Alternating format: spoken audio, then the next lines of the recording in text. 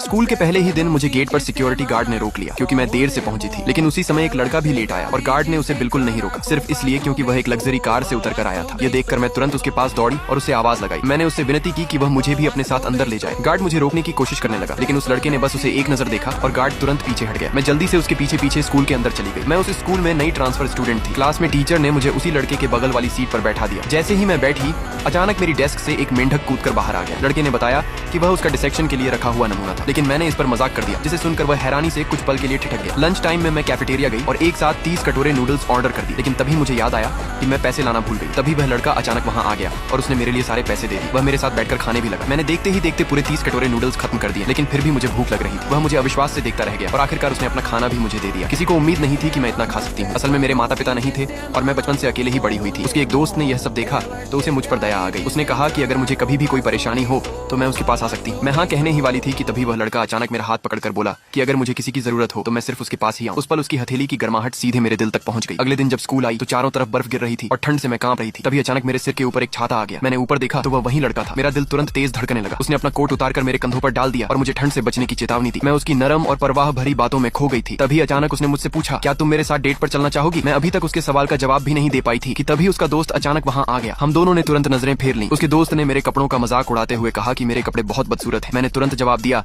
कि मेरे कपड़े बहुत अच्छे लग रहे हैं। यह कहकर मैं फिर से उस लड़के की तरफ मुड़ी और उसकी तरफ देखने लगी।